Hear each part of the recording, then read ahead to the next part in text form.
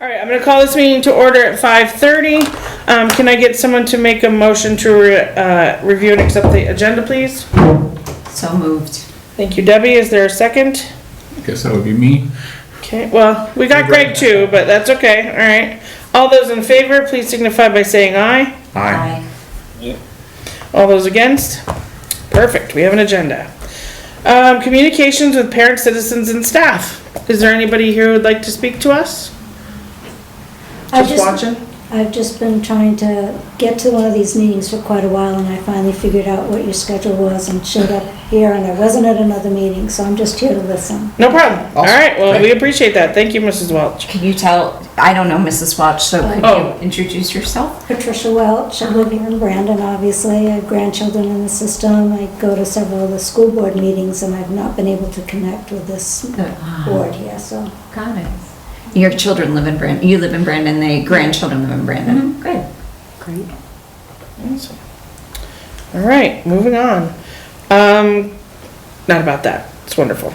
I just meant, you know. Oh, consent agenda. Consent agenda. Can I get someone to make a motion, please?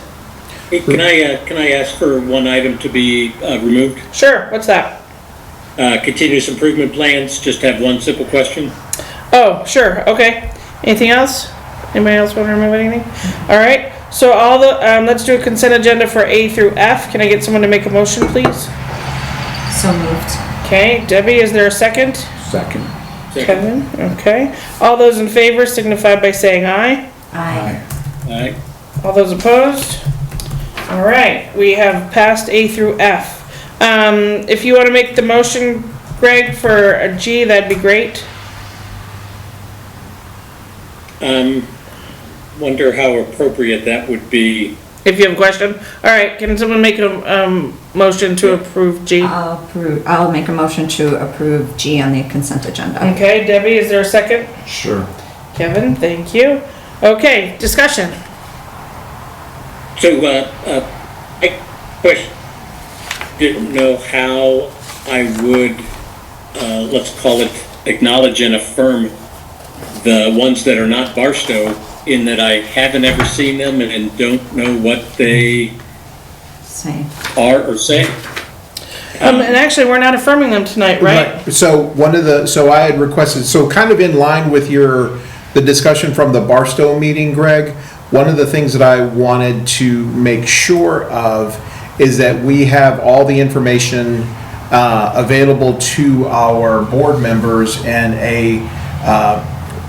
in time to review what it is that we are putting forward. We are still going to, so what I would like to do is pull the continuous improvement plan approval for this month, bring it back in August. The state says that we don't need to send it in and have it approved until the end of August, Debbie, or the beginning of September? It's actually well into the fall, so I know. Right, I know. You write the grant, it's backwards, but we've done the work in the right order.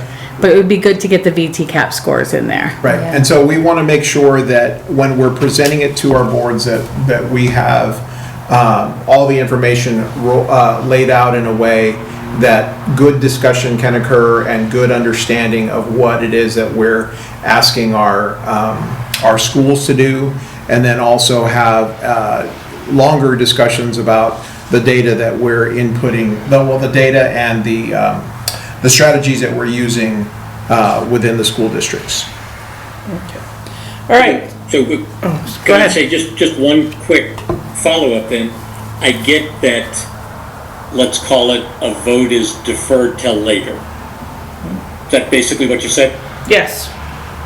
Okay, but I don't know that there's an expectation for this RNESU board member to review Lothrop, Neshope, Otter Creek Academy, or Otter Valley Union Middle School. And so it just seems, much less, you guys to approve Barstow or be even aware and review that. So that's the part where Agreed. it seems odd to me, this board approving or acknowledging or affirming ones that we haven't looked at because we normally wouldn't. Right, and I think that's where a combined RNESU continuous improvement plan would be appropriate for this school board to, or this particular board to review and approve. I also would say that because we have 3 members from each board, that, and that we work simultaneously together, that we would look to you to tell us about the Barstow, if there's anything in Barstow that we need to be aware of, and that the other 3 members from Otter Valley would indicate to you and the other members of Barstow, the Barstow board, you know, if there's things that we needed to tell you about Otter Valley, so that we can approve it as an SU as well. And also for clarity, it's always good to write an RNESU, I agree with Renee, plan, but that is not approved, that doesn't have to be approved for the CFP process. The CFP versus CIP process? Right, so, your CIP, your continuous improvement plan, is a document that you have to send in with your CFP, which is, Consolidated Federal Program Grant. Thank you. It is, you have to submit that you've created a plan for the funds basically that you're applying for. So that's how come the timing is really wonky, because we need to have this in by July 1st in order to use those funds. So we have to have the CFP grant application in Okay. along with the CIP documents, but the CIP documents, which are 1 per school, only have to be, the language says this plan was or will be approved by the school board. And they are meant to be living documents. So even though we send that to the state, it will not have VTCAP scores on it. We will put those in after, and if there's any feedback from the board or the community, then we sort of shift, and we shift all year long based on our data. Sure. So, And so, asked and answered for mine. Sounds like maybe there's a motion retraction coming up. Yep, that's right, Greg, because we don't need to approve it tonight. So if you're both okay with retracting your motions, I would greatly appreciate it. Okay, all right, thank you. Just Oh, yeah. a question though. Honestly, I don't think we should approve the continuous improvement plan for the other schools. And I don't think you all should spend time creating another plan that's the SU plan. It just seems like unnecessary work. If each of the boards have approved the individual district plans or the different Or the schools' CIPs for the plans. different schools, then it just, I think what this is trying to do is say that the SU board has seen them. Right. And that we are approving them to go to the state. And you've seen Barstow, we've seen the others. but I'm looking at the duties of the supervisory union board in statute and I'm not seeing anything about that here. I just feel like I'd be happy to know what's happening in your SIPs, in your districts. Just as an FYI, it'd be interesting, and maybe you'd be interested to know like what our goals are in our SIP, but I don't feel like we have any obligation, and I can get clarity before August on this, that we have any obligation as an SU board to approve those plans. I don't even know that we're actually approving. This says, what does this say? This says affirm. It's just acknowledged or affirm, so we're acknowledging them. Okay. We can say that we're acknowledging them, so we're not actually approving or anything like that. So if we say that we're acknowledging them, then I think we need to do that as an SU, because both of the districts are under the SU, and they're going to the AOE.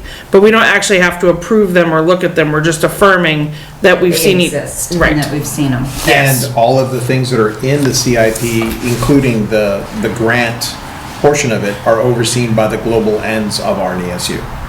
So curriculum and instruction, assessment, all of those things are components of the global ends of the RNESU. Right, because if you look at the wording, it says the RNESU board acknowledges and affirms the following CIPs. Doesn't say that we approve them.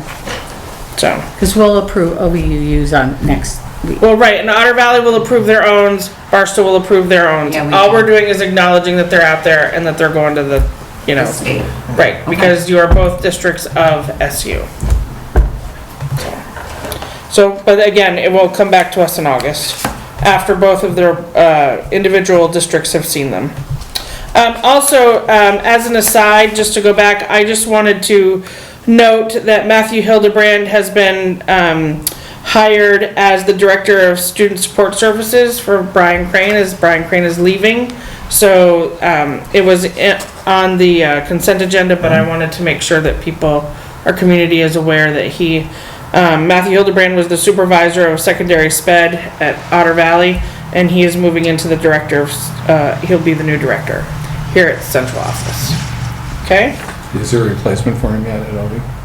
No, because he just barely got hired, so they'll go through that process this summer, I'm sure. It's posted, we're working on it. Okay.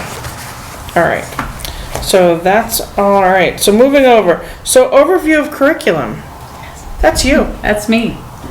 All right, Renee will present, please. There it is.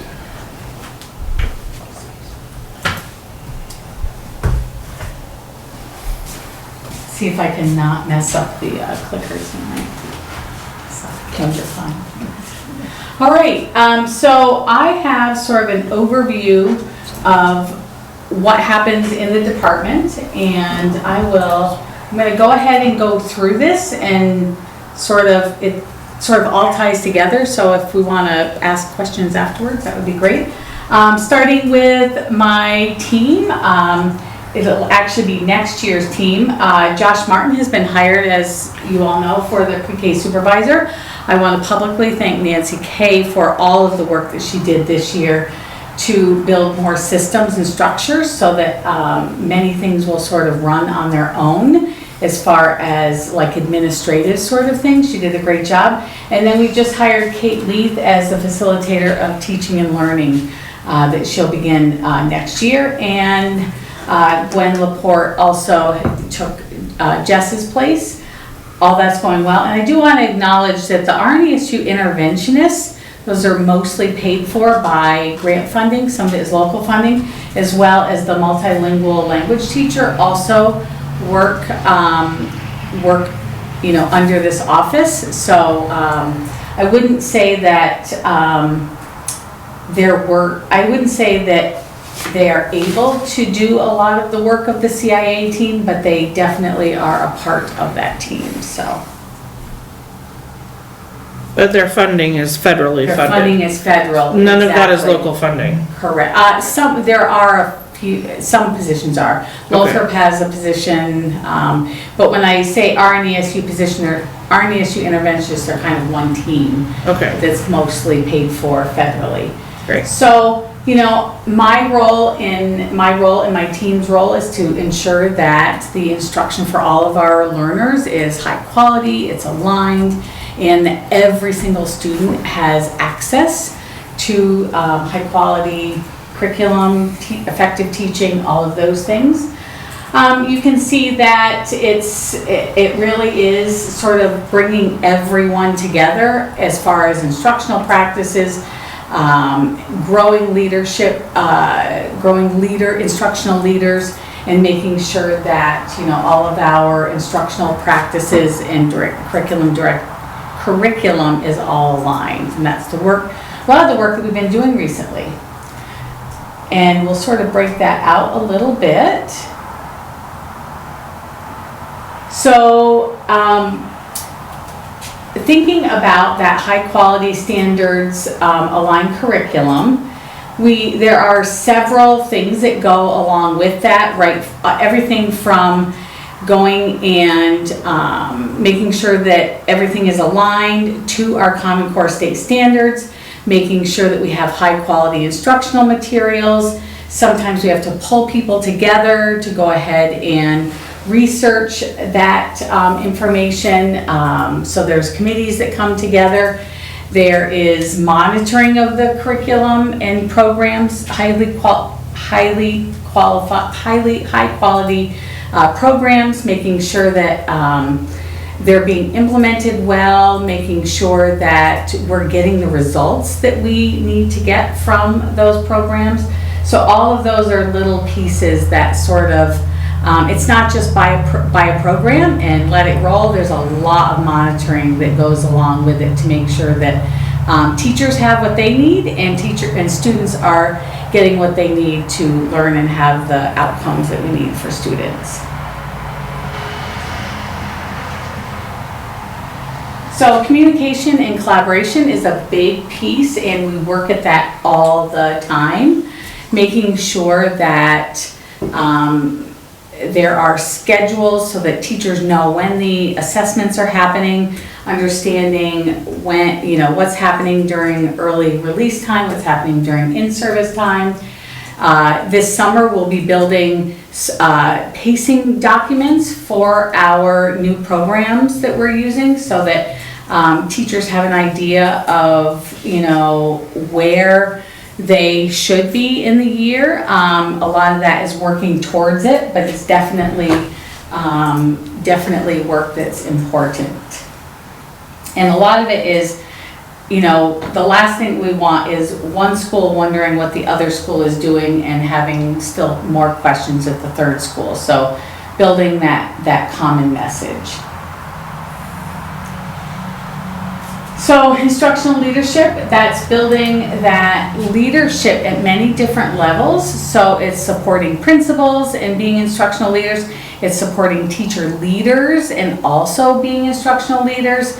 It's, we have what's called the team of teams, where all of those teams work independently, yet they cross over and share information right from our district MTSS team, academic side, behavior side, and how they connect with the schools as well to be able to share information.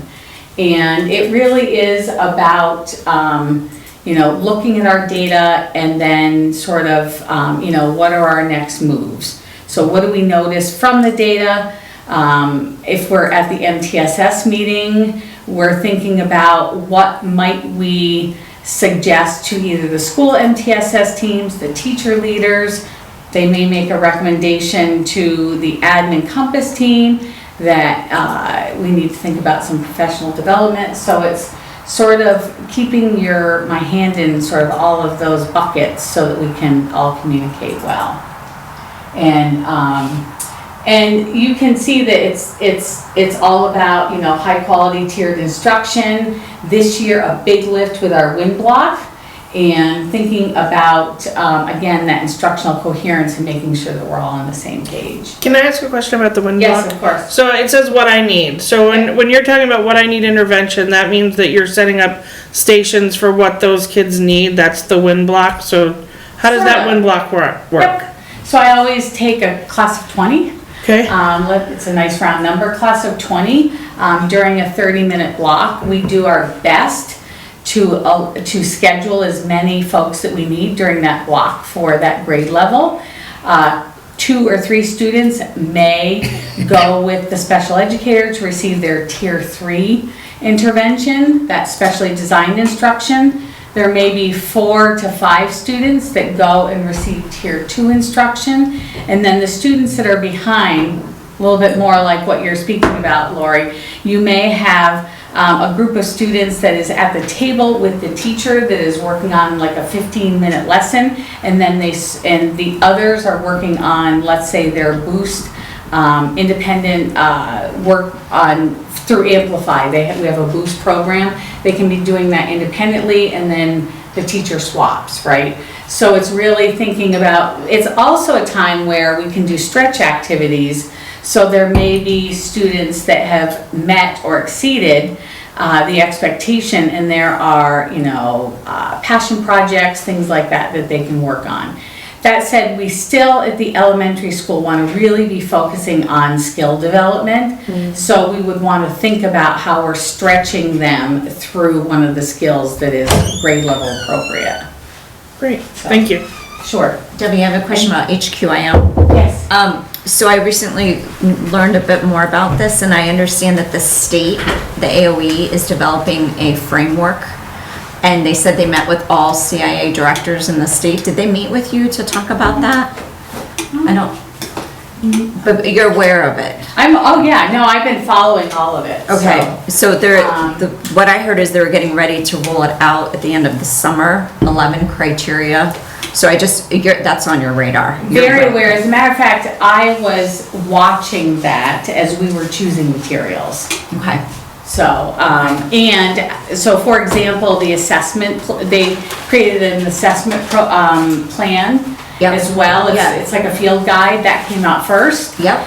And I sort of made sure I got as much information I had, and as it turned out, our assessment system is named in it. Oh, So good. they give criteria for what's good, and then they give suggestions, and ours are named in there. So super. I expect that, well, I know ours will comply, and I expect it may even be named in there. I can't say for sure, but Nice. I feel good about what we've chosen. So yeah, I definitely have been watching that. So, Okay, good. but I have not had a conversation with anyone, and who knows? Okay.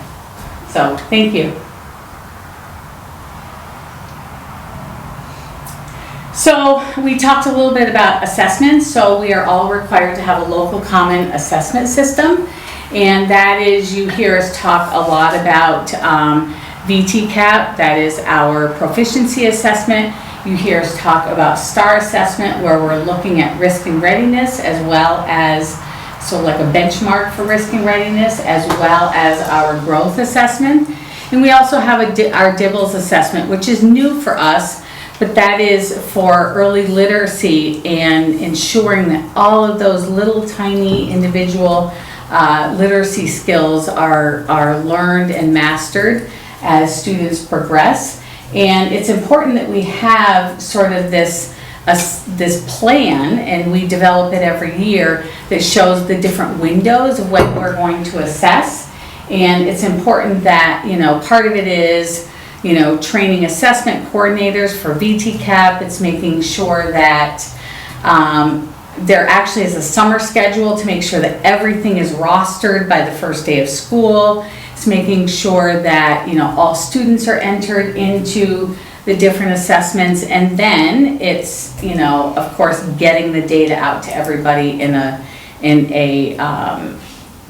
speedy way. I will say that having Ashan this year has been just a huge help in pulling that data together and getting it out. We have a monthly data poll that has just a ton of information and allows us to look at that data and analyze it in many different ways and look at different groups with like small clicks. It's really fabulous what he's created for us.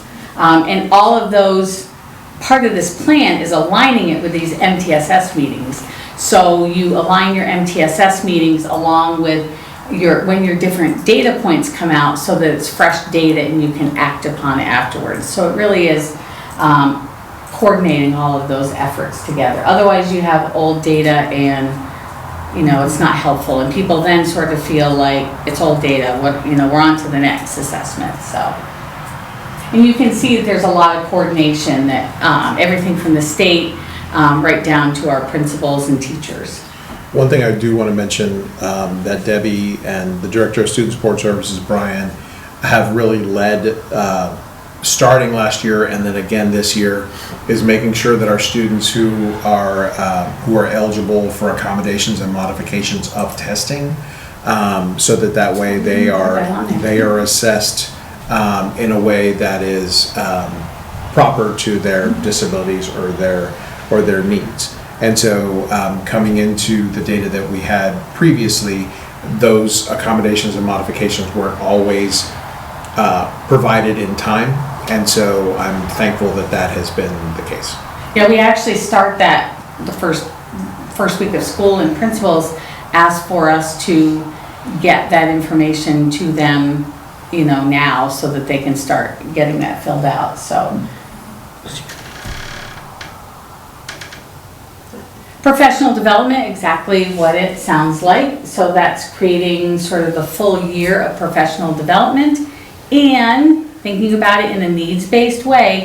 It's also being willing to shift once you realize that we thought we needed this, but we need something a little bit different. So we work really hard to balance sort of the the needs of, we had the reading law that went into play, so we knew that there was specific training that needed to happen for that, and our new program, but it's also looking at, like, for example, last year we realized that the teachers really just wanted someone, an expert from Amplify, to walk them, to be able to just ask questions all day long. And so we shifted the end of the year plan, and the feedback was phenomenal. So it's coming up with a solid plan, but being willing to adjust that.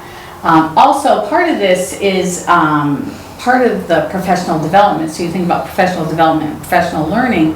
I worked with principals just recently to take all of the feedback from teacher leaders and whatnot and develop a collaborative early release plan. So that's a time where teachers are taking what they've learned and what they're working on, and they actually do the work to plan for their next units, their next lessons.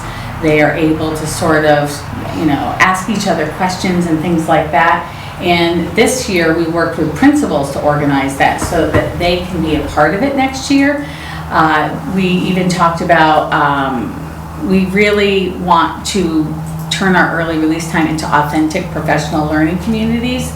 And part of that is a very specific work that's done during that time. And the principals are going to help lead some data meetings during that time so that they sort of start those meetings off with the latest data.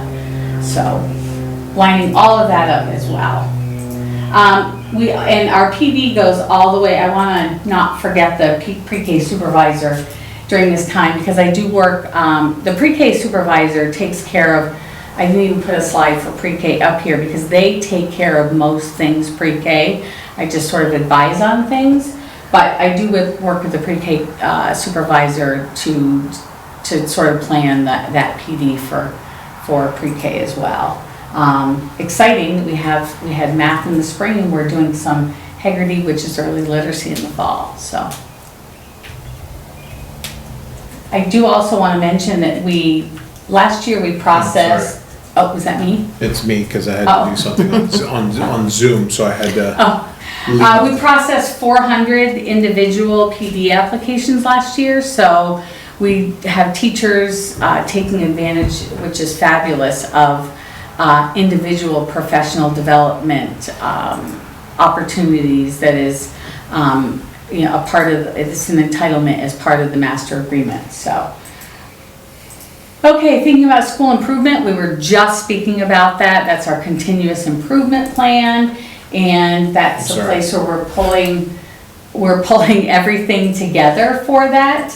As Renee added here, and he did in a few other places, our continuous improvement plan is not only required for federal dollars, it's also required of our, as a part of EQS, so our education quality standards. So, and it's, quite honestly, having a plan is just good work, right? So,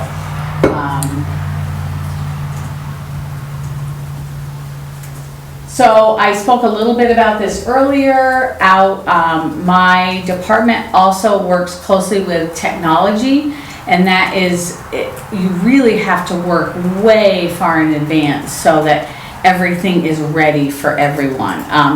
They're certainly doing the heavy lifting, but making sure that we know exactly what assessments we're gonna purchase, what is the number that we need, what are the different programs that we need to purchase. All of those pieces come from my office, and then it's working with technology to determine like what the timeline is and when we need everything. So one of the other pieces at the bottom, you can see it says support AI guidance and emerging instructional technologies. That's some work that has already started, but that's some more work that needs to happen this coming year. So this is really exactly what we're doing right now. It's thinking about, who do we report our information to? So it's all of the leadership teams, it's the board, it's pulling reports together for schools so that they have the data that they need when they're meeting with their teams. And each year that is getting better to be able to get that data out. And I, again, can't speak enough to how important that has been to have that data manager position. And also thinking about just, how are we talking about this publicly? And also how, many times around assessment windows, it's giving information to schools in order to share with families so that they have an understanding of what assessments they're taking, what the, how they, look at the outcomes and things like that. So, and we do have a requirement by the state. I actually think it's a great requirement that we notify families within, I think it's 30 days of the close of the assessment window when students are performing below what we would expect in reading. And so parents know right away if their learner is not performing as we would want them to. So.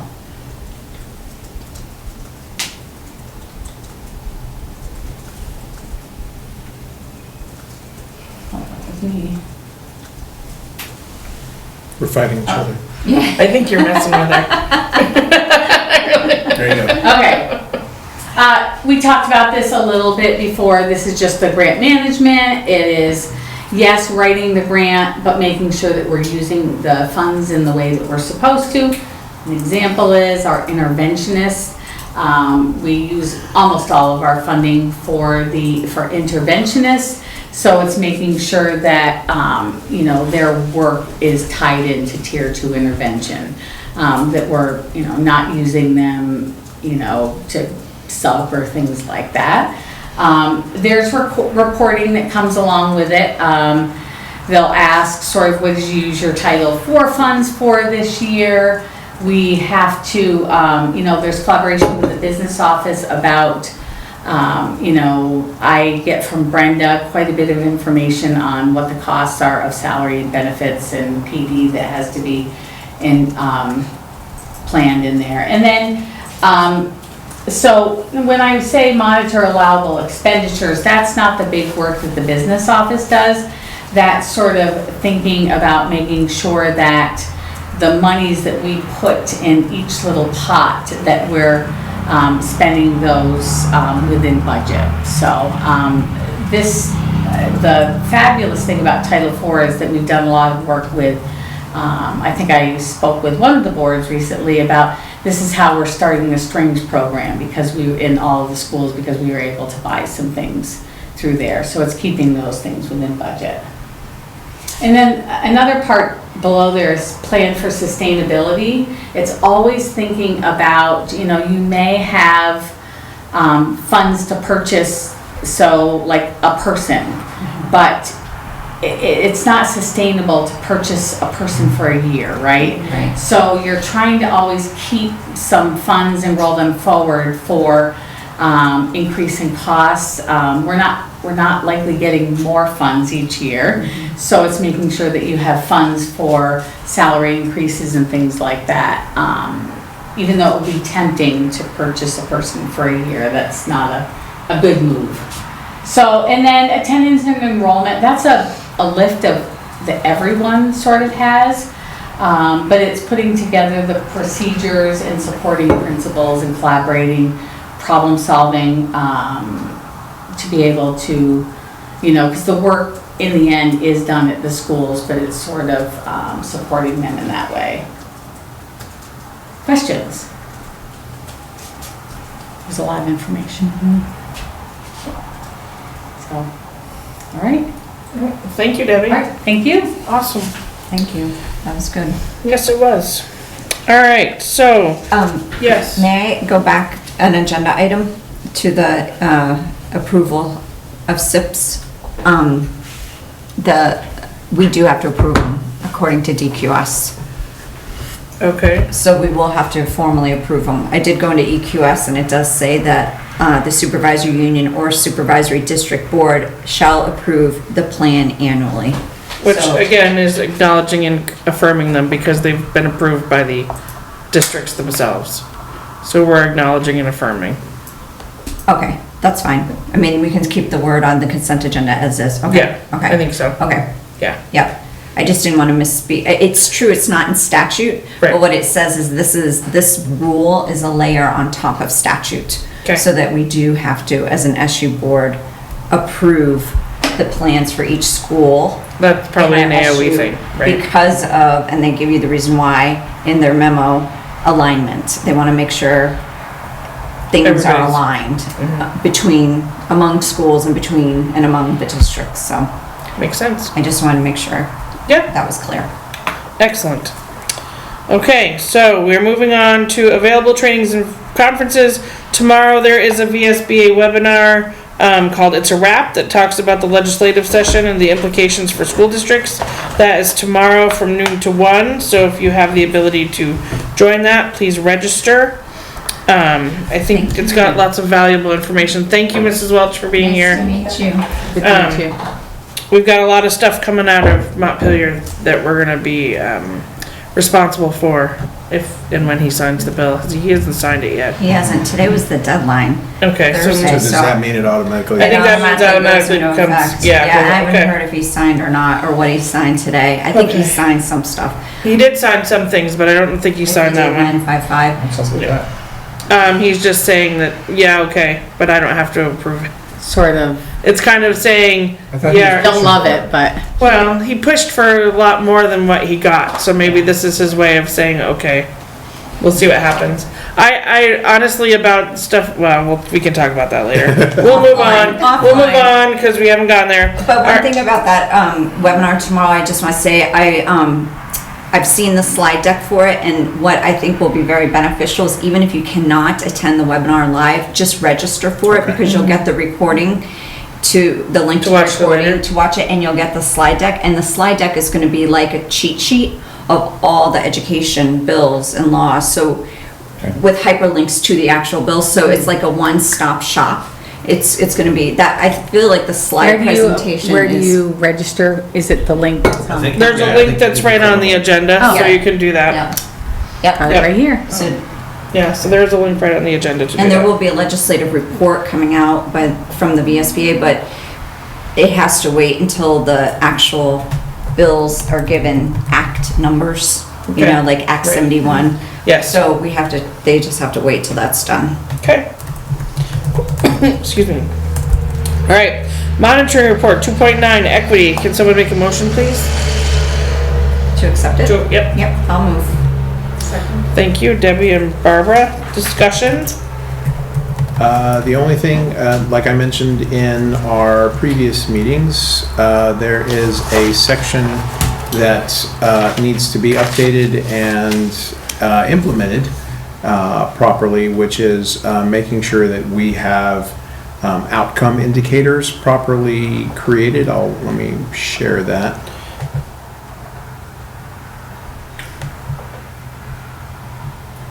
So right here, it's the very last section. It's kind of like an appendix to all of the different pieces of the policy language. And so I want to make sure that going into next year, the next time that we report on this, that we actually have these outcome indicators that describe what each of these 1 through 7 actually mean that we can measure. So right now, you know, we have the background for where this information comes from, and we also talk about observable conditions and the data and the result and where we're keeping it. But I think it'd be really important for us to say, not only are we doing this and keeping track of it, but we've actually created key performance indicators that people can see and that we can post and that others had input on as well. And that's something that I think we will, or that's something I know that we will work on next year. And so as a result, I'm reporting partial compliance because we have not started this. Fair. Anything else anyone wants to say? I can't see Leo or Greg, so if you have something to say, just say it. Nothing. Okay? No, but thank you. Thank you. Anything else from our other board members that are here at the table? Thank you. Thank you Okay. for doing it. All right, so all of those that accept equity 2.9 please signify by saying aye. All those opposed? Nay. Okay, all right. 2.9 passes, thank you for that. Moving on, we are not going to be doing any of our own board policies because we're going to be looking at those at our August retreat. However, we do have 3 new policies for action tonight that are our first readings. The first one is DIPP, interim payment processing through or between board meetings. It used to be an admin memo, it's been changed to a policy with some revisions. So can I get someone to make a motion to approve? Greg and Barbara. I heard Greg and then I heard Barbara. Discussion. Yeah, I was looking for it too. Yeah, I'm gonna try to put it up on the screen.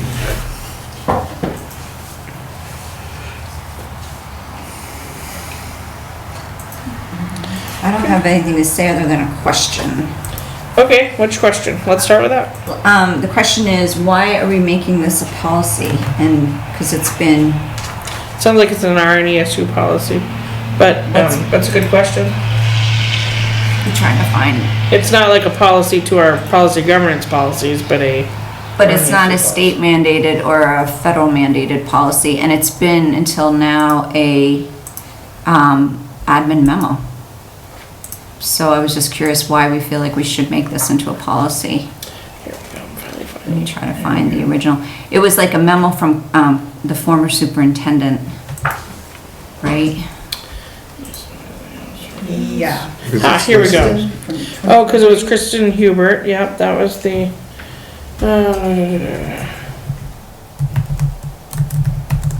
RNESU board meeting packet, here it is. Yep. Supplemental docs.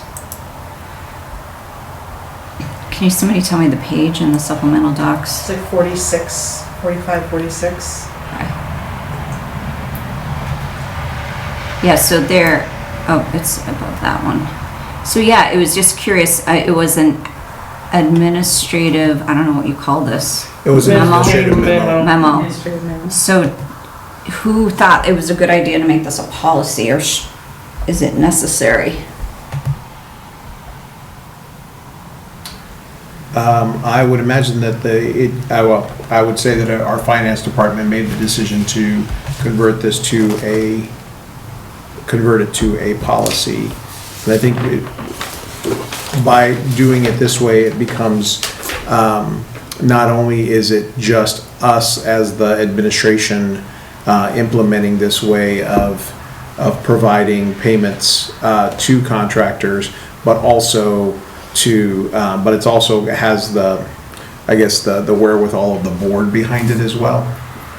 And so we want to, this is just making this much more specific and having it a way that it's no longer just changeable at our level, that if we want to implement this, it has to be changed by The board. board agreement. And so it's a way for us to make sure that not only is the school district protected, but those who are receiving payment from the school district are protected. It may very well be because it all has to do with financial control, and that, we want to make sure that at the board level, we are approving that they can only make certain payments outside of the approval process that we currently have. And so these are things that we wouldn't normally look at until after they've already been submitted. So this way, the central office is protected because they're following this policy, not an admin memo, and we have control over saying, you did not follow the policy, and, do some knee slapping or whatever we need to do. So my question is this the practice that we're using now? What's in here? So we're basically writing a policy to fit the practice that we're using already? She has made some adjustments, if you look at what they've they have made some changes Yeah. to it, if you look, because it does say with revisions, and I think this could even be something that came out of the auditor's report, to be completely honest. We'd have to check with Brenda. And So really, you think this was Brenda's initiative? nobody else would come up with this initiative without, And she didn't tell you why, Renee? She No. wanted this? Okay.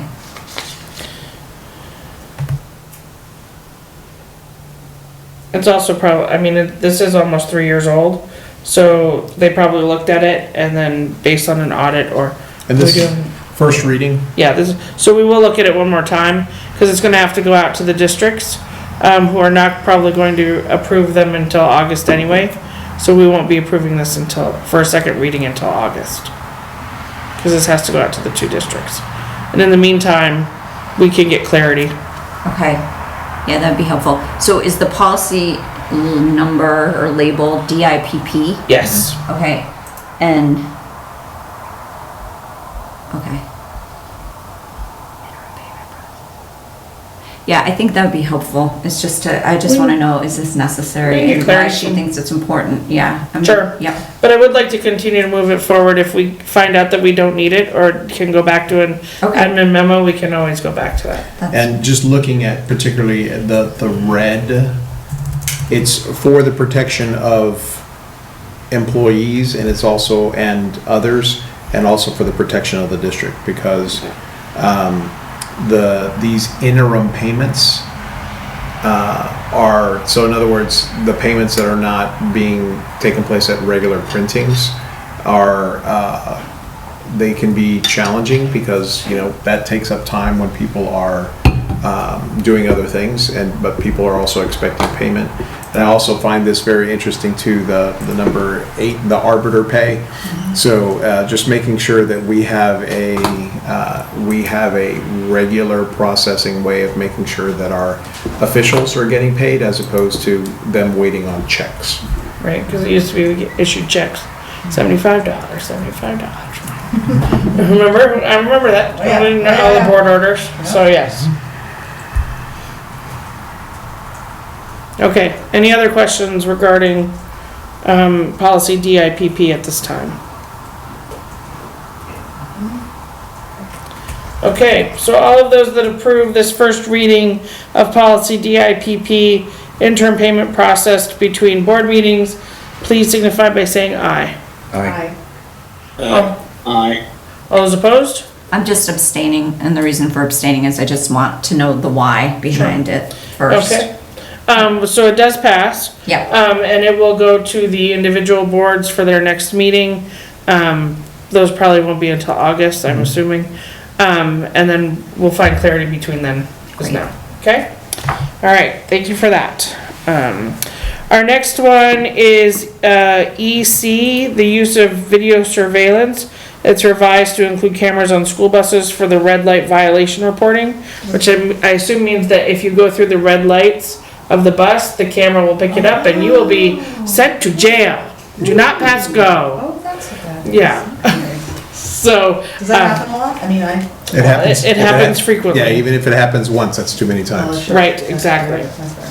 Exactly. Wait, what happens? A bus? So we have the stop arm cameras engaged with the red lights flashing and people drive around it. Around it. Right, I know that. So now we'll have cameras on the bus that will catch that, and we can send that to the police who can follow up and ticket those people heavily, or cart them to jail. Yeah, it's a terrible violation. Yes, it is. So, So basically what we're doing is amending a policy to include that? Is that what we're doing? Yep. Okay. that's exactly it. So, yes.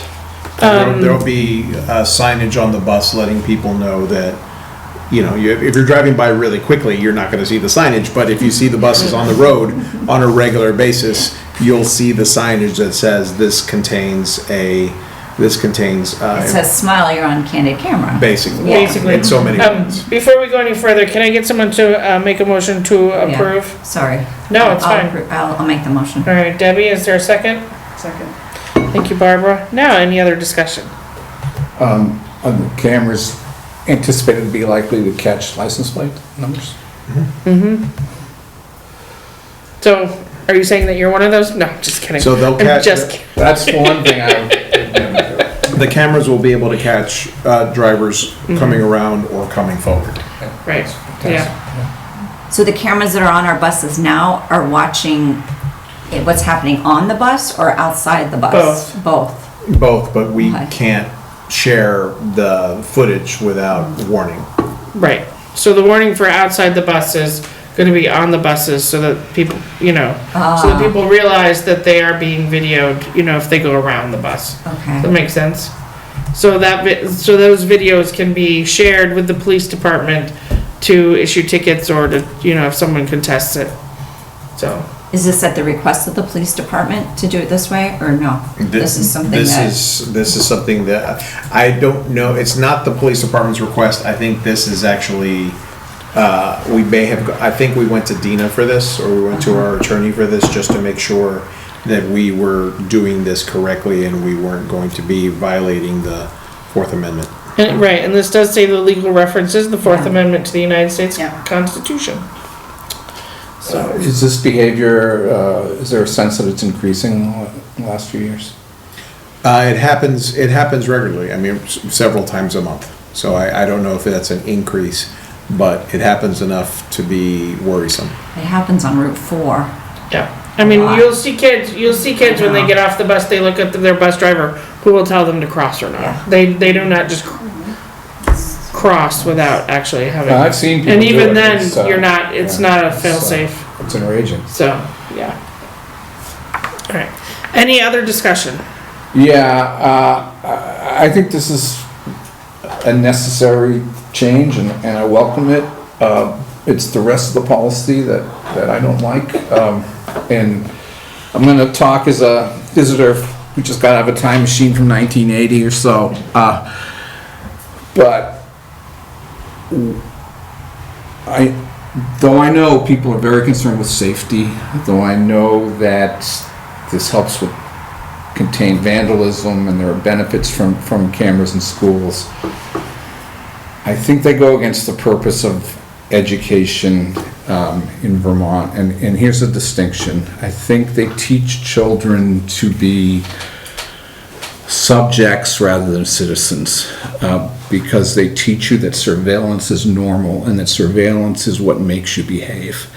I think we should be teaching the opposite lesson. I think we should be teaching kids that we trust you to grow up to be citizens, we trust you to grow up to make your own decisions, we trust you to be independent people. And the way to do that is to trust them. I pulled up,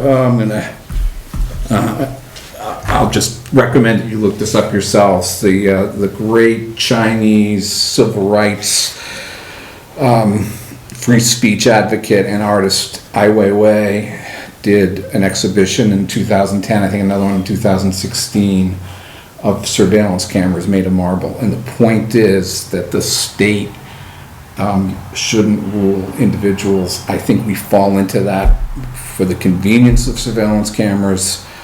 I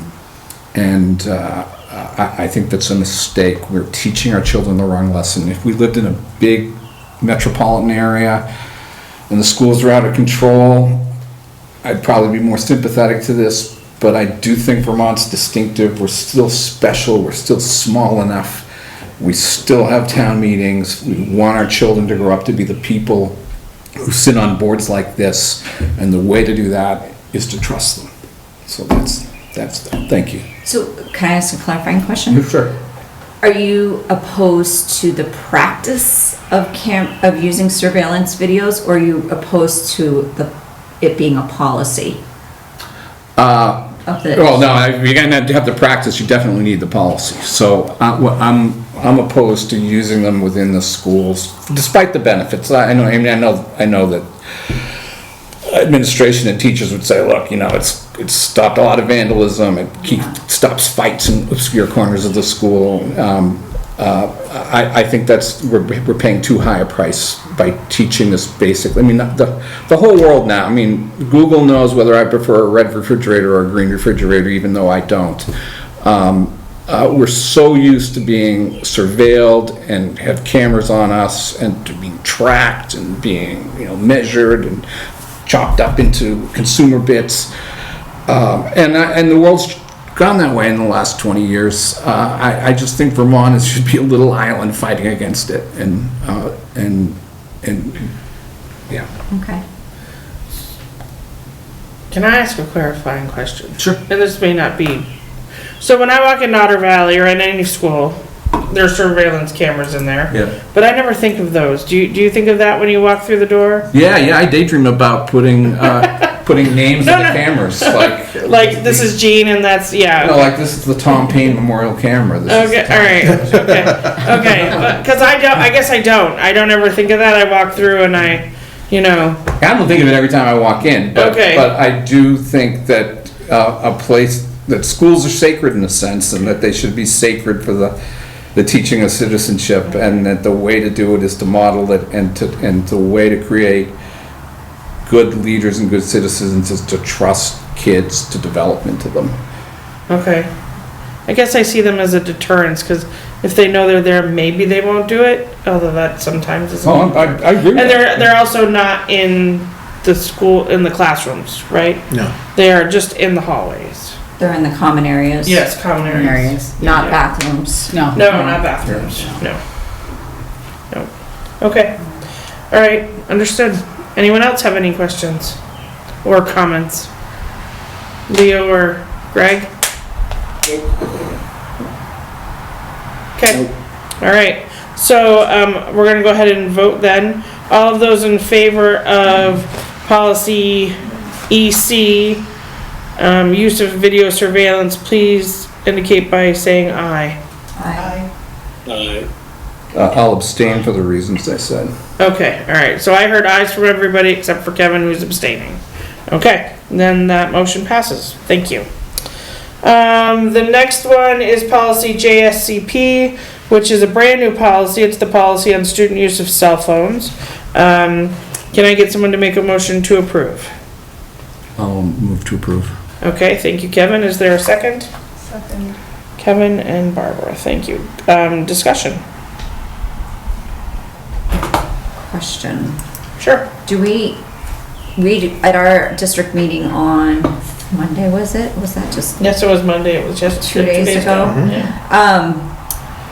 We decided we didn't need a policy because the handbook for students and I guess for students, the student handbook, the procedures were just as stringent, if not more so, than the model policy that the AOE issued on cell phone and not just cell phone usage, but all digital device usage.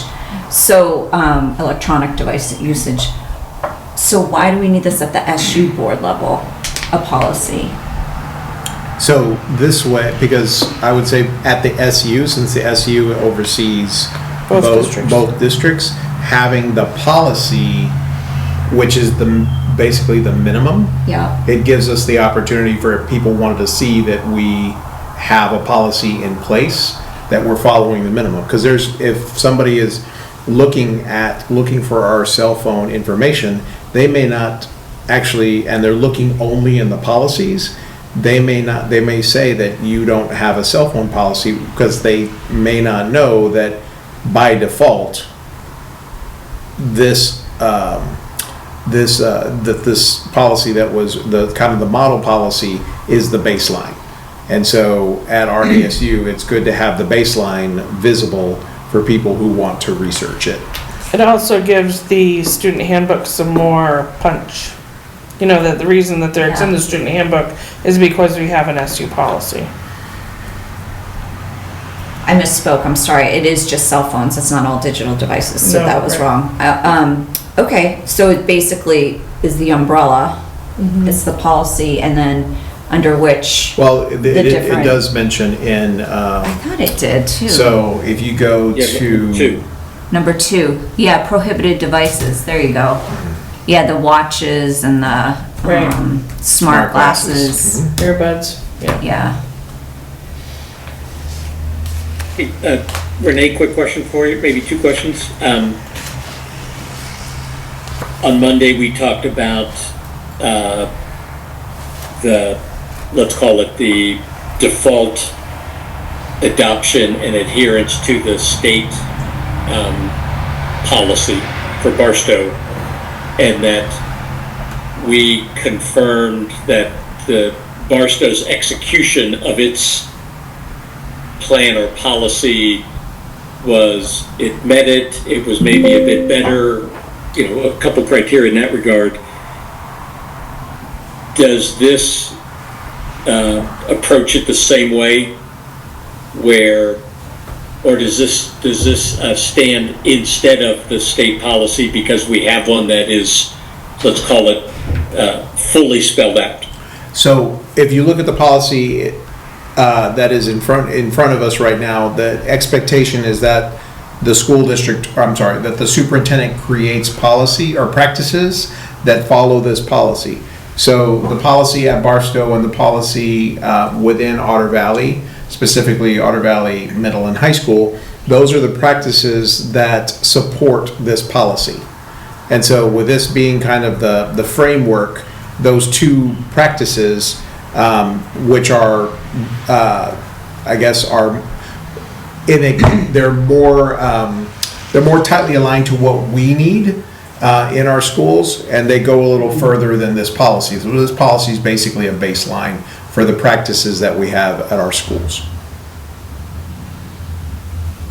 And it will equal or be in conjunction with that state? This is it.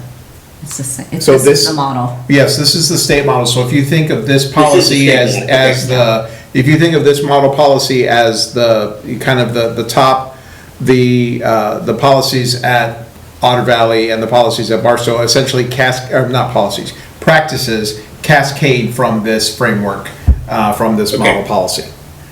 Good enough. Thanks, Greg. Anyone else? Okay, hearing nothing, all of those that approve JSCP policy for student use of cell phones, please signify by saying aye. Aye. Aye. All those opposed? Okay, we have passed JSCP. Oops, there we go. All right, we also have two policies for action, which is our second reading. The first one is on 2.3.9, which was asset protection. If you look in your packet, you will see that we were removing the dollar amount so that, and put in the exceeds the limit set forth in the statute, so that we don't have to keep changing this every time they change the dollar amount. So you can see it right there. So can I have somebody make a motion to approve? I make a motion to approve the amended document. Thank you. Is there a second? Second? Thank you. Any discussion? All right, hearing none. All those in favor of the changes to 2.3.9 asset protection, please signify by saying aye. Aye. Aye. Aye. Perfect. We have 100% approval. All right, and the next one is on 4.5 board members code of conduct. That is the second part that you'll see up on the screen. Can I get someone to make a motion to approve? So moved. So moved. Okay, so I'm gonna say Debbie and Greg, if that's okay with you. Discussion. What does this one do? This one just essentially says, Our code of conduct that we've been talking about. Right. isn't it? yeah, It's only the first part of our code of conduct. right, this was the one that we wanted to wordsmith. So we wanted to get rid of loyalty. I think that was what it was, and that we got rid of all of that. Yeah, it's just the very But Debbie, you weren't really number looking at one, it's just number one Right, underneath the first section. yeah. I think it was because It's a of long the, policy.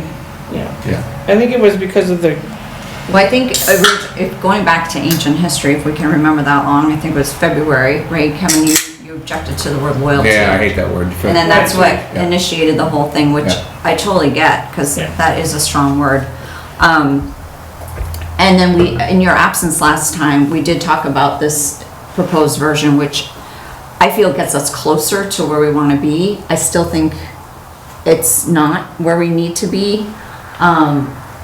So what I did was, between the meetings, is I did a little research on my own. I talked to Jeannie several times, asked her opinion about the policy.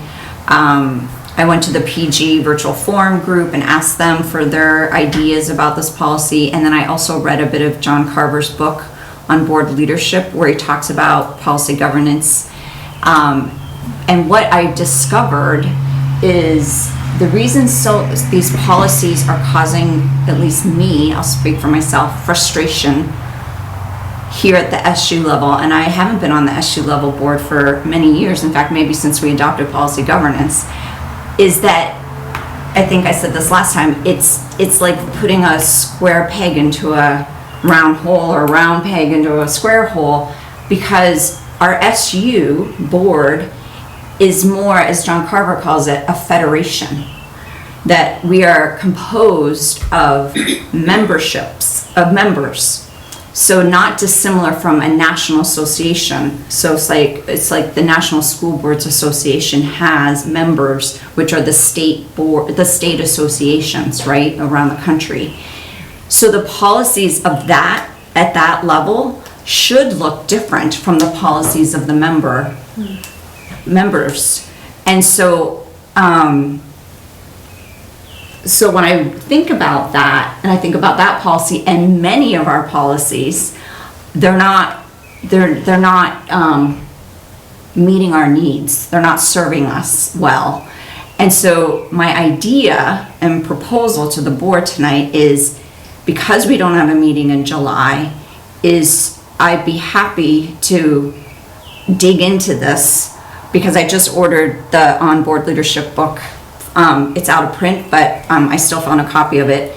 And I'd love to work, if we could expend a bit of money to hire Jeannie to work on it with me, as well as any other board member or superintendent or your designee, Renee, to kind of look at all of our policies in our policy manual and see which ones work better for our purposes and which ones we could just rescind. And I think my hunch is that we'd be able to rescind a lot of these and maybe replace them with some that would work better for us. And then at the retreat, so that kind of goes into the next agenda item, then bring back the proposed new policy manual for a discussion at the board table about whether this new version of the policy manual might work for us.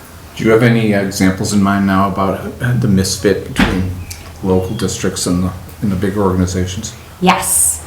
I think one of the things we did well, I say we, I wasn't even sure if I was here, is the global ends policy of the Rutland Northeast Supervisory Union is a good one.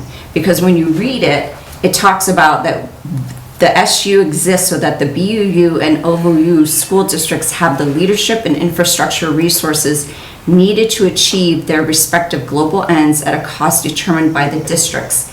And then it lists the 6 different areas, right, that the SU is responsible for doing in support of our member districts. So when I look at that, I'm like, bingo, that's it. We got that right. When I look at, I didn't look at the executive limitations with that lens on, but I did look at our own policies, the governance policies. I felt like we're always getting stuck, or at least I am mentally, on the public or our owners. And I believe, having just looked a little bit at Carver's work, I believe our owners are our 2 districts. Yep. And not the public. Right. That makes sense.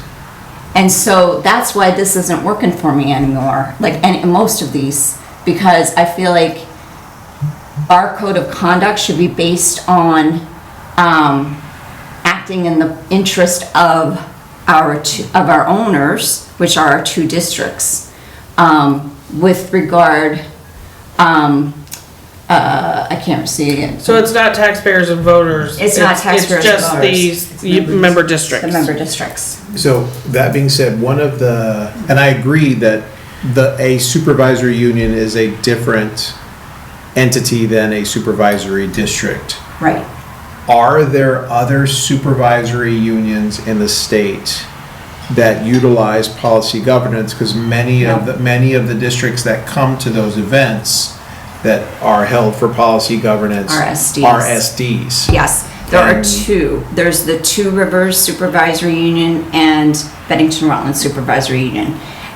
Neither one of them were part of our PG virtual forum this year, so we didn't have the benefit of working with them, talking to them, but I did talk to Jeannie about what do their policies look like, and she said kind of like what RNESUs look like, because whenever they were all created the way ours Cut were and created. paste. Yeah, Well, we also did that for ease for our superintendent, so that True. when they did the policy, they weren't they didn't have to recreate the wheel for every single district. Right.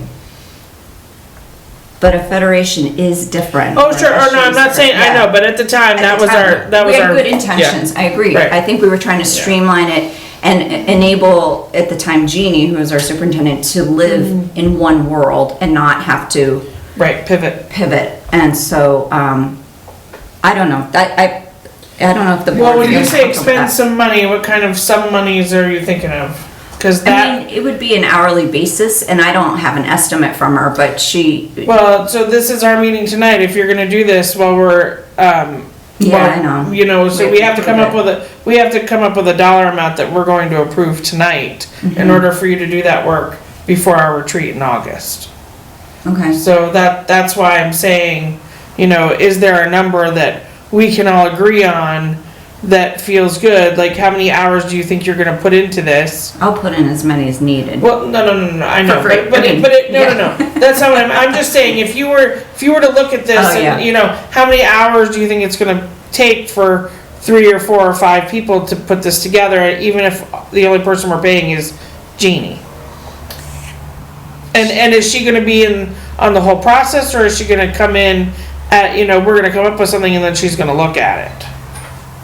We really didn't get into that level of specificity But I guess because, that's what I want this board to talk Yeah. about, as, so that we can come up with a dollar amount. I mean, it would come out of our own professional development monies, I'm assuming, Mm-hmm. because that's where, you know, and it would be coming out of next year's PD monies, so it's, you know, there is money yeah, there. it's an investment, but that's Yeah. part of, one of our policies is governance investment, so it would be, you know, in compliance with that one. And I think it would be helpful if she does work on this with a subgroup of us or a committee of us, to bring her to the retreat also, because she'll really understand it. Right, I think that, yeah, if she zoomed in, I think that would be fine. Yeah, that's She fine. doesn't need to, Oh, actually, she's gonna be in Vermont that week of our retreat. oh, she, Doing okay. other retreats for other policy governance boards, so Okay. she said she's free the 19th. Okay, So there'd be a cost for that too. So, I mean, I'm fine if you just give me a number and then I can figure out how many hours she can devote to that, and then we can go from there. I don't really have an estimate at this point. well, and I understand that, so, yeah, go ahead, Greg. Can I throw a question? So I understand the purpose of this. I have no idea what the other things we try to do in the retreat hours would be. A full review of whatever's left of the policies and the language editing and the like would seem like hours worth of this board's review and discussion. Well, And so I'm just again, wondering about oh, sorry, I didn't mean to interrupt. usurp what we planned for that retreat. So we have 4 hours for the retreat. I would tell you also that, even if we spent half of the time going over these, that it would only be our first review, we'd still have to go over it again. Yeah, for 'Cause reading. Right, for a reading, so we wouldn't actually approve these until September, which would give us time, to look at these again.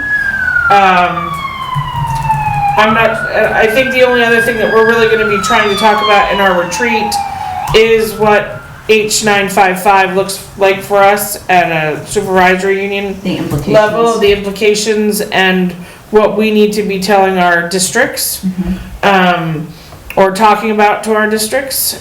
So, I mean, we have enough time to do that, I think, but again, I think it boils down to the fact is, does this board want to expend money out of our PD budget for this?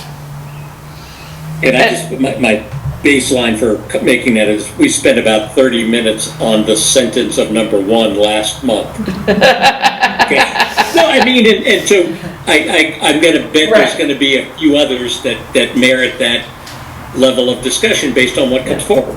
Well, and there's nothing saying that we can't look at all of those policies in 3 hours or in August and approve half of them and bring the other ones back in September so that the other ones aren't approved until a later date. So this might be the beginning and we just keep moving through it. You know what I'm just saying. I don't know.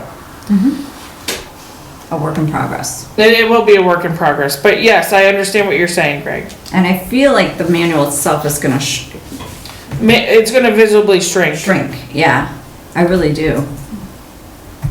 So it may not take as long to review the policies as we think, because when we put Right. together this took a bit of time. So, I mean, I'm thinking of a number of 2,500, but that could be high, could be low, Do we know depending. what our budget is for the year? Well, I'm just saying, no, I'm saying that could be high or low for the group of you to say what you're thinking of expending towards this. And I would say, that's the top of the, Well, I wouldn't want to go above our budget, is what. I well, the think. budget is like, I think it's with, professional development budget, I believe is 10. So, but remember, we For the may have other SU. thing, for the SU. Okay. So, but I don't wanna go any higher than And 2,500. as I remember, that budget line item includes professional development opportunities such as trainings, purchased resources like books. Right, yes. And I think part of it, Renee, correct me if I'm wrong, goes towards the VSBA membership, right? Yeah. Because both But districts we are can cut that assessed. out. I mean, really, do we really need that? I mean, come on, Demi. We can fly solo. Freedom and unity. I know, right? I know. We have a person on the inside. so- I know, right? I know. You'll That's get- why I you'll was You'll like, get all the support for free. yeah, I know. I mean, I can't remember, I think each district is assessed. Oh, I was looking at Debbie, but you're not Brenda. That would be wild if every district was assessed and then every supervisory board would. I don't think every supervisory board is also assessed. No, what I'm saying is when we pay our membership dues, I feel like whatever They get say it's assessed to the- $10,000, I mean, because it's probably based on, FTE, not FTEs, student. I'm assuming that our VSBA membership is billed, even though it's billed to the SU, is paid directly by Barstow and I Otter agree. Valley based on their payments. So that comes out of that PD, not So our, not out of SU. not out of SU So really, PD money. nothing's coming out of SU except Right, whatever what a consultant may cost us. you got it. Okay. So, what's everybody's thoughts? I threw out a number. Sounds high to me. All right, provide another number. 0. Well, right, well, see, that would be not getting her to help, so. Somewhere in between 0 and 2,500. I'm not sure people's hourly rates or how many hours. Well, let's just figure $125 an hour, and I don't know what her hourly rate is. That gives you what, 20 hours? Am I wrong? I don't know. Multiply that out. You're pretty good at numbers, so. Yeah, well, that doesn't mean I know anything. That gets you to 2,500. Yeah, okay, God, I'm good. All right, okay, so that's 20 hours. So if you think that you only want to offer 10 hours, then that's $1,250. I don't have any And then of this. the- I know her potential hourly overnight. rate. I'm afraid to say it out loud. Well, no, but the other thing is, as far as travel is concerned, it doesn't sound like we're gonna have to worry about any travel, because she's already gonna be here. And if that were an issue, I'd tell her to Zoom in. So, It's not gonna. right, so I don't think it'll be an issue. So, Why is it inappropriate to discuss the hourly rate that we'd be offering Well- somebody? Because we wouldn't be doing this through the VSBA, we'd be doing it with her directly, and so I don't feel comfortable. If we were doing it through the VSBA, the hourly rate would be 200. okay. Okay, but I don't feel comfortable saying if we don't go through VSBA, how much would she charge us? Well, right, and I don't want you to come up with anything, I'm just spitballing here. Okay. If I was looking for a consultant and their billing rate was $125, I was expecting 20 hours, that's $2,500. If we only want to offer 15 hours of time, this is the amount that we want at $125. If her rate is more than that, then it's just less time than we have with her. Does that make sense? And then more time, more demand on us, Yep, okay, to step up. bingo. And I'm one person, so, Well, I'll help you. okay. I'll help you. I'm not good at this, but I appreciate learning from you, so. I'd like to have Kevin help us too. we want to get through this in how many hours? If you saw how long it took me to write this paragraph I've been working on today, you'd probably change your mind. Well, we can talk about who wants to be involved later, but just if I will talk to her, if we just give her an amount and see what she can give us There you for go. her time.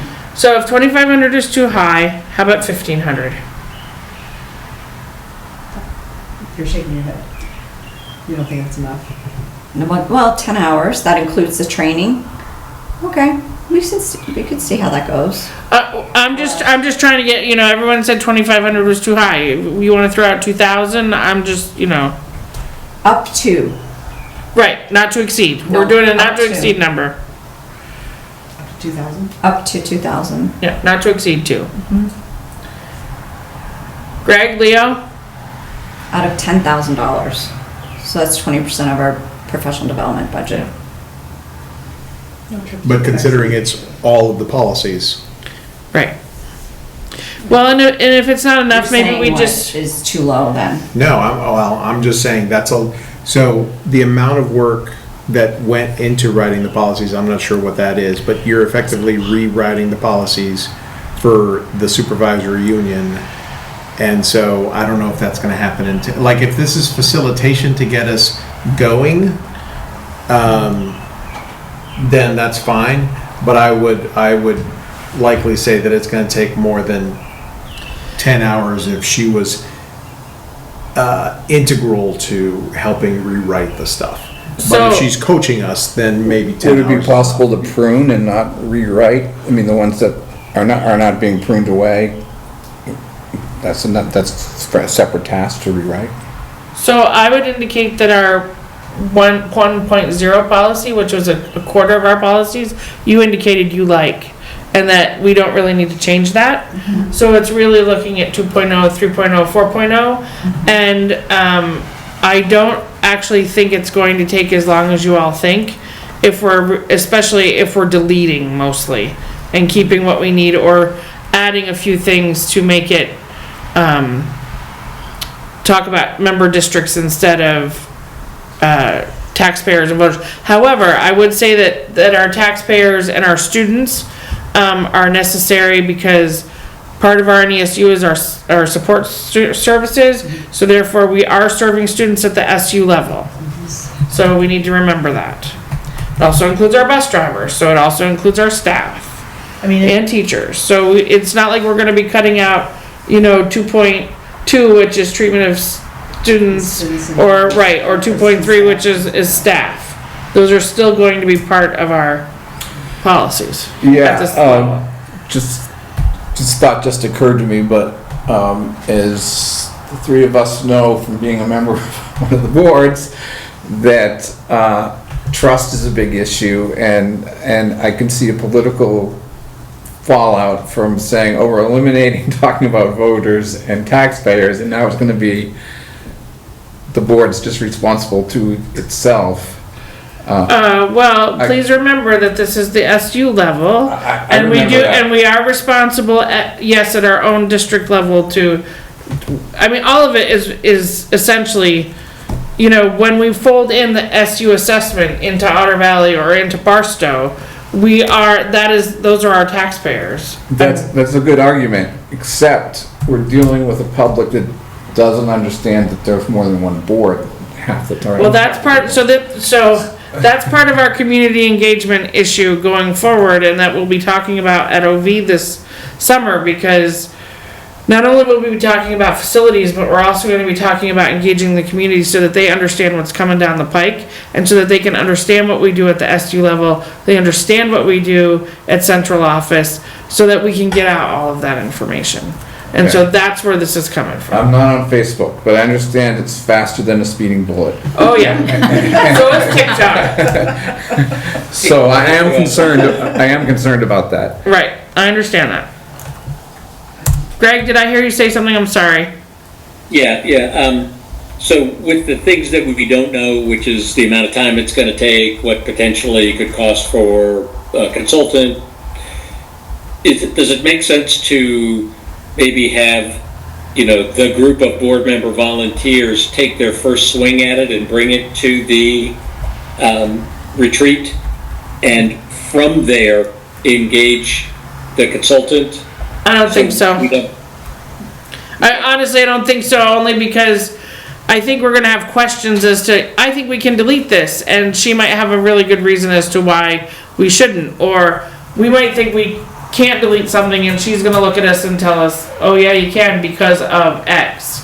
So if we bring a policy and if we've edited it all to the way we think we need to, we're gonna be doing all of that at our retreat, if we were to bring a consultant in at that point.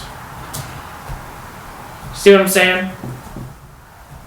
Yeah, I'm just gonna call it two different opinions, and Well, that's okay. I'm just, I know that we've brought in, Val, I can't remember her last name now, but. Yeah, Val Gardner, she came in many times and helped us work through policies and, yeah. So I just, yeah. I only say it because it sounds like we're stuck on a number without knowing how much time that'll get us, and that Sure. was a potential offering. I leave it there. No more comment. Still not gonna be able to do anything with it Yeah, until after special August. We just have a quick special meeting to approve it. A virtual special meeting. One of the things is she's familiar with these policies, Yeah. having been, within the superintendent when we were adopting this. So she's gonna have seen these before. She's probably thinking about how she would change these to a federation. Right. So it doesn't seem like it would be as time consuming for her to look Right. through as it would for someone who's never seen them before, never. Well, and essentially what we're doing is paring down, we're not adding. So that's a whole, I think that's why I'm, But here's my question to the board in terms of opportunity costs. If we don't spend our professional development money on this, what are we gonna spend it on?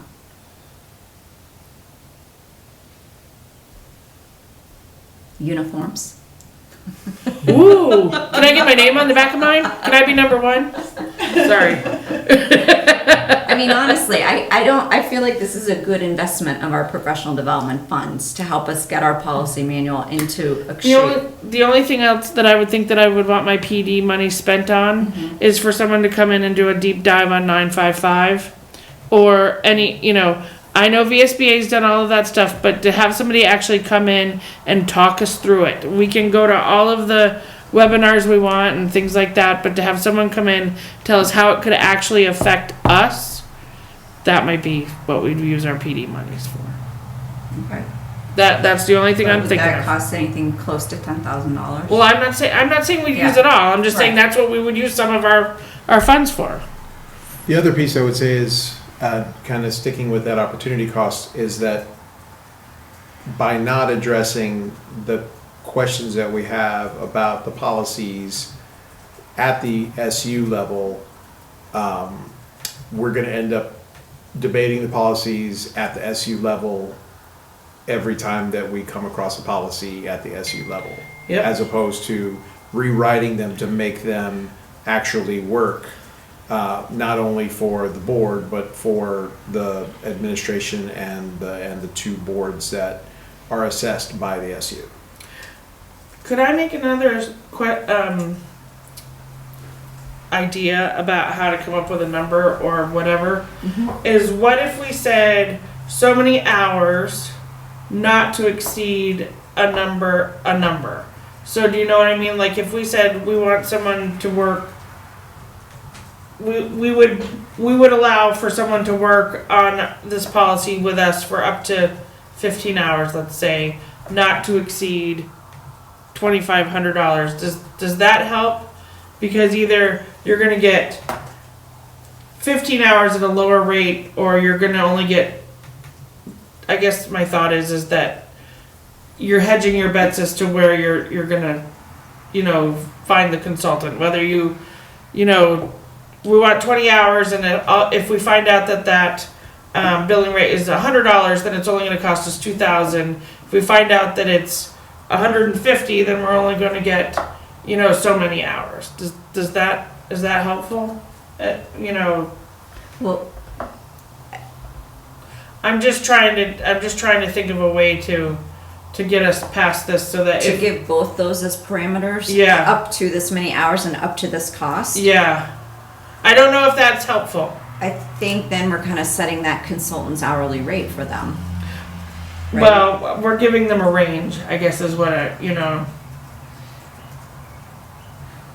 I'm not a contractor, I don't know if anybody else is, but can a contract be written for services rendered up to just a dollar amount? Yes. Without the hours written in there? Yes, absolutely. Okay. I Then mean, why that's don't we what just do that? Well, I know, but you still have to come up with the number.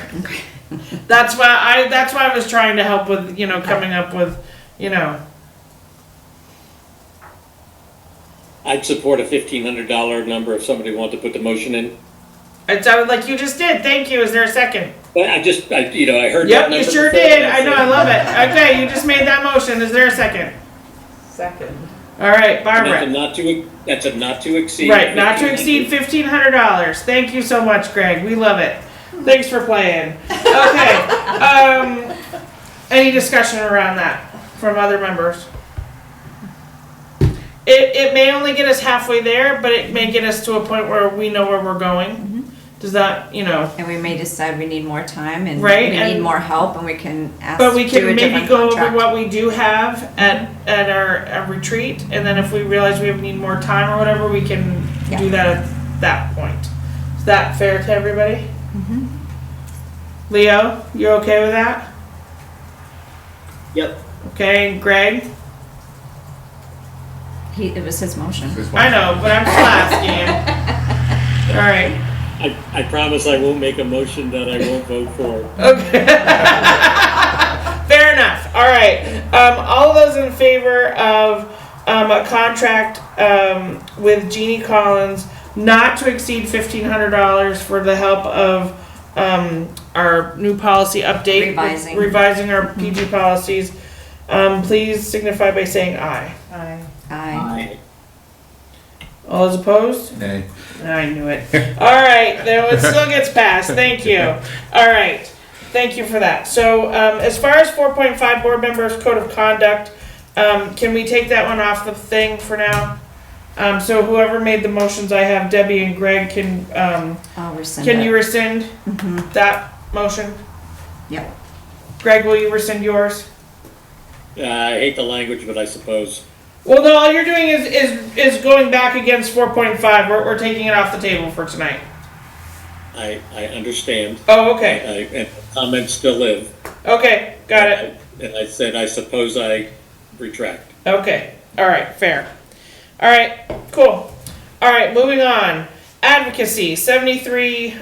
What is 70? Is it going to be Act 73? Is that, or what's the It'll 73? have a different act number. We don't know what Okay. it is yet, and that'll Okay. be, I don't know what 73 stuff is. 73 was last 73 year's. is last year's. Oh, okay. 955 education transformation. So, We don't know what it is yet. It's like the theme of the whole I process. know. Well, Number. we know the legislation. We know just the don't know legislation, we what just- they're gonna call it. Right. Act, whatever. So, Yeah. I don't know when that'll come out. Okay. Naturally. Right. All right. But So, definitely, there's lots of information out there, how you can learn about them. The legislative report, as I said, this webinar tomorrow, I think is gonna be very helpful. yeah. You'll see links in my superintendent announcements as Yes. well. And it's worth looking in, and even every now and, at least now that I think the governor has pocket veto, would it be pocketed veto or pocket vetoed? Pocket veto. Pocket veto. Pocket vetoed the 955, then there'll probably be articles written about it in tomorrow's papers. Yeah, So does that mean it's got to be an override vote then? no. No. What a pocket veto means, you didn't sign it. He didn't sign it, so as a result, it As goes it into effect. becomes law. After so many days, if it goes to him and he doesn't Okay, so sign you have it, to actively veto too. Yeah, to Right. have an So override. it's a pocket veto. Yeah. I didn't realize that was the term. I If you think don't that's a sign term. it, it's called pocket veto. I'm pretty confident that's the term, and if it's not, I apologize to the viewing world. Well, we're all gonna go out and say pocket veto. No, so it's definitely a term, but I think Andrew Jackson did it, but I thought that was a way to, it was a method to actually stop something without It's killing a bill without affirming it. Okay, Yeah. so then no. Alright, so it it's is not a pocket incorrect. veto, so, but It's it incorrect. is a silent, affirmation, essentially. Is Yeah, He that's is right. saying, without putting his name on it, he is silently affirming Pocket it. approval.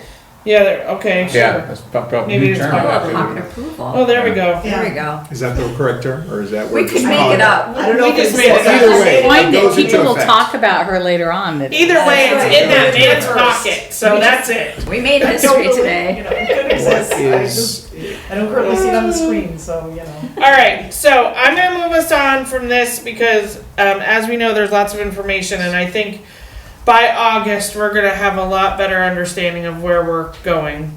But right now, we need to appoint a representative to the regional CISA board. That is not if necessary, it is actual. Yeah. And I'm going to tell you all that the person who we should be nominating as a representative is Renee, because he is the superintendent and he has the wherewithal to understand how the CISA board should be created and what should be created within it. I will also tell you that most boards are approving their superintendent to do it, so these CISAs will be started out with the superintendent's creation, and then a representative can take it over if they want. But it would make sense that they have all of the knowledge to do it and do it right, hopefully. The superintendent's stretched pretty thin, is this? He's already something told you're me he'd do comfortable it. with? Okay. this is the Southwest Vermont Superintendents Association, we're all advocating for ourselves to be kind of at the inception, so that way it gets set up in a way that the services are aligned. And then once the services are in place, we're happy to retreat and allow anybody else who's interested in being a part of it to run it. I still want to understand how this is going to be helpful, because we've already got all of our stuff in place. That's why you won't be at the meeting. Well, I know. Well, right. Well, I mean, but this does prove that this is just another layer of administration, which is what we're hearing we have too much of. Mhm. So I'm not sure why these were created. So what the hope is that these CISAs are you're going to be able to pool resources to be able to provide certain services that cost a lot when you have small school districts. So the example that is often given is particular services within special education. Other examples include utilizing services from business offices. You could also use legal representation. Some aspects of curriculum can also be uniform. Another big one that people cite is professional development. And so those are some of the potential cost savings. How much is actually saved, I can't be sure. But if there's a way that we could start using economies of scale to bring some costs down, it'll end up being, and hold us accountable for not adding anything in that services place, so that costs don't keep going up. Because let's say we saved $50,000 by purchasing something from the CISA, we should reallocate that $50,000 for something else. We should say, okay, we saved $50,000, now let's move on. Okay, I nominate Renee Sanchez to the CISA board for RNESU. Is there a second? Second. All those in favor? Oh, question. Oh, damn it. All right. Well, it goes back to what Kevin said. What are you going to give up in terms of your work plate? It's a lot of this starts over the summer, so I'll have more time over the summer. There's going to be a lot of others who are already a part of it. So for me, there's a lot of things that I would love to take off my plate and delegate, but as to the large number of administrators that we have in place in this district, and of course that's being facetious. So I would just have to find something that is going to have to I'll either have to give it up completely, or I'm going to have to do it less. So, I don't know. I don't know yet, but I know that this is going to require attention, my attention very closely, because it's going to be a very. I mean, I am important not role. disputing you are the right person. Right. It's just I always worry about superintendent capacity, especially in a supervisory union where you're already tasked to do a lot from multiple boards and. Well, hopefully we'll be able to help find ways to Make his life divert, easier. right, and Yes. divert things. I think So- as we put more and more systems into place, it becomes, we end up finding other things that we have to fix, but at the true. same time, we recognize that the more systems that are in place and the better that they run, and that we train people the right way, they can help us manage the district so that I have more time to do things like this. Perfect. And this will not be hopefully a long-term thing anyway. No, so this will probably be a year, maybe two, at the most, and then we'll see. Theoretically, we're going to be getting some help from a state-funded facilitator to help us do this, and then move on. Okay. All right. Any other questions? All right, all those in favor of nominating Renee as our designee to our regional CISA or whatever it is, please signify by saying aye. Aye. Aye. All those opposed? Okay. Thank you, Renee. So Otter Valley BUU board updates. Otter Valley, do you want to give a board update? I can't remember anything right now. So- we worked on Hawk Hill a little. Yay, Hawk Hill! Yeah. So, we're also, we have, right, well, we have, engaged with Allison Popa. You can say her name to Jeannie, she'll be surprised. To help us facilitate, our facilities discussion Right, and also yeah. I think we've really turned it into also our community engagement discussion as to how we're gonna engage the That's right. communities about everything going on with all of this education crap coming down the pike. And I'm also wondering how all of this education stuff will change now that Peter Conlon has decided not to run again, which is not good for us. Also many other long-term legislators are getting out of the game, and so that may change the education landscape going forward. So just, because we don't know who's gonna get back on those, who's gonna take Committees. those Yeah. positions before January. So that could change all of this legislation. Anyway, but that's what Otter Valley's doing, and we are working all summer, much to the chagrin of my whole board. And if anybody from Barstow would like to join us on Yeah. on our facilities tour this Saturday from 8 to 5, they are more than welcome to do so. Did we lose everybody? 8 No, to we're- 5? You're yeah. having a facilities tour? It's 9, it starts at 9. Oh, it is? Okay. Yeah, it starts at That ain't.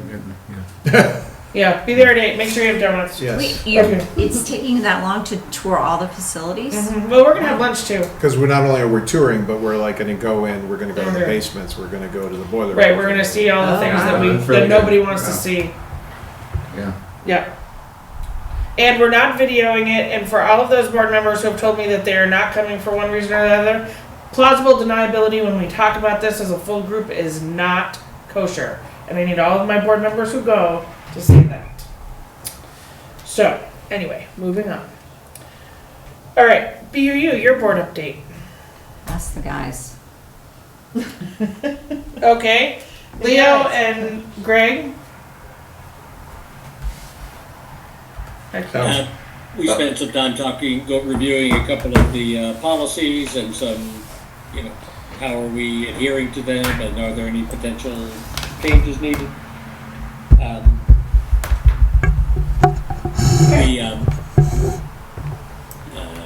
Leo, I'll throw it to you from there. Hit the nail on the head, Greg. I love you guys. All right. Wait, can I add now? Sure. Well, yeah. We also had a great presentation on our global ends policy by the superintendent, who talked us through how we're measuring transferable skills. Okay. in the district, and he'll have a baseline ready for us come August, Yeah. right? So tied to the CIP, some of the data is tied to the CIP. Yeah. The other data will come from things like Swiss and from Panorama. And by the end of next year, we will involve the teachers in creating kind of a writing protocol, so that way we can have a way to measure how students are writing, how students are doing in math. So Right. not just looking at state scores, not just looking at interim assessment scores, but things that are created within the school. So if there's something that already exists as a, let's say a grade level project, that would meet that criteria, then we just flesh that out, create a rubric that goes with it, so we can report back to it. There's a lot of that work has already been done, especially, well, mostly at Otter Valley, so a lot is formalizing it. Sort of, The rubrics Like- themselves were even Yeah, done oh, at yeah. Otter Valley? Yeah, Oh, good. yeah. Okay. there's But a then lot being of able that. to that's put been those done. in a place Exactly. where they're available for people to see, and that we're able to extrapolate success and proficiency. At the elementary schools as well as the high schools? So the elementary schools, because we now have our Amplify, they have sort of their own, I don't want to say scoring rubrics, but their our own like ways, like standard scoring ways for different things. Okay. So like writing has their own standard way of doing it, and that's what it really is all about, is making sure that teachers are looking at a writing piece in a similar way. So. Because it has to be calibrated, so like if the first grade teacher is looking at it differently than, say, the fourth grade teacher, and so that's part of the work that goes into it, is how do we assess whether or not somebody's being more rigid and somebody's being more, being nicer along the way. Are they focusing on something that is not tied to the standards for that grade level, that sort of thing? And after we use our program for a couple of years, we may need to add some things. We may need to shift some things around. We may not like the rubrics. So it's just learning. So essentially, I it's mean, a there's living already document. been some- Everything is a living document, and it will. It is, but the idea is to collect it all up and make sure that we decide this is sort of what we've agreed upon, this is what we're going to use, everybody has it, it's not stuck in one person's drive, it's not, oh, hey, yeah, don't you have that thing we worked on 4 years ago? It's sort of, I mean, when I came along, we went through the whole CIA website and just took away anything that wasn't sort of, and it's not like it wasn't good work, but it wasn't, there were few things that were sort of agreed upon across schools and grade levels and things like that, so. Anything else, Debbie? No. Okay, all right, thank you. All right, so actually, before I go any further, I've noticed that Matthew Hildebrand has joined us online. And so earlier in the meeting, Matt, I did tell everybody that you are now our new Director of Special Services, but I would just like to do that again and say congratulations from all of us here at the board, and we look forward to working with you starting July 1. And you can unmute if you want and say thanks. He may just miss And maybe he's not there. Great, he missed the whole thing. No, he's probably, he might still be at baseball practice with his kids. Oh, okay, maybe he's not listening. All right, well, that's okay. Anyway, moving on. So, work plan. So one of the things that we've had on our plate for a couple of agendas is this discussion clarification that someone asked back in January, in the minutes, January 21st, for a future summary of how data has been used over the past year. The only person who we have not asked about that specifically to is Kevin Thornton. Did you ask for something like this, or can I finally just wipe this off the agenda? Can you repeat that again? Yeah, so, the discussion, there was either for discussion or clarification, was that someone asked for a future summary of how data has been used over the past year. Came in our January meeting. Yeah, You're the that only- was me, yeah. Okay, and we have no idea what you were asking for. Well, the way it's worded, I was asking for some enormous report, but, which is probably the fear. Okay. What I was interested in was, we've had since Renee's been on board, we've talked a lot about data and its uses and its benefits. And I was interested in a summary of the ways in which it's been implemented and it has, and some of the things that it's doing for the supervisory union. But I realize this time of year, it's a tall order, there's a lot going on. I'm still interested in that subject. Okay, but at some point, when we come across something where this would be helpful to include it, Yeah, is how we're using data and how it's helping us implement and help kids. That's really what you're, sure, yep. okay. I'll see if there is an appropriate, like there's a particular month that when I'm doing an executive limitation that it aligns with that. If not, that might be, I'll have to just kind of look and see where, because I would imagine that September or October would probably be one of the best months to provide that information. Or maybe even Sure. during budget. Sure. too. Yeah. Yeah. You know, I mean, we all live in a world now where data's where it's at. We hear about it all the time, and so yeah, it's more of an item of curiosity than anything else. All right, okay. Well, thank you for finally helping us flesh that out.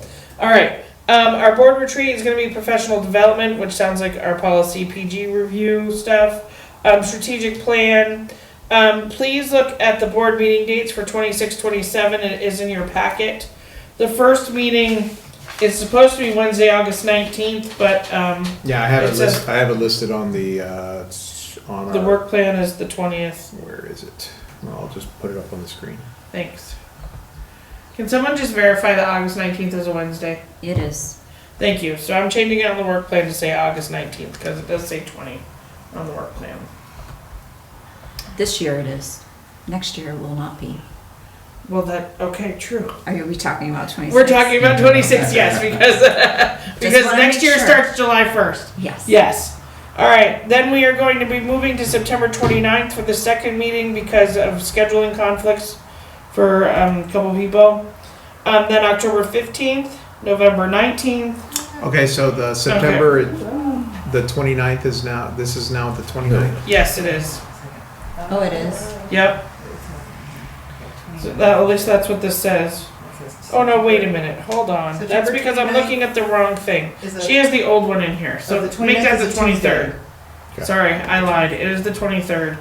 So it's the 19th, 23rd, then October 21st, November 18th, December 16th, and then January 20th, because that's Martin Luther King Day. Well, this is BYU. Okay. BUU had to change. because Oh, I know of, what January 20th is. Isn't that a inauguration day? Isn't it always the 20th? For what? Yeah, but we don't have a president. I know, but I'm still, it's just inauguration day. I had that piece of information. You should have all been like, oh it's yeah, Wow, woo! you're All right, mind sorry. Steel trap. Come on, give it to me. All right, anyway. We have a conflict with the annual meeting for OVUU, which is Wednesday, February 17th. So do we want to move the So meeting?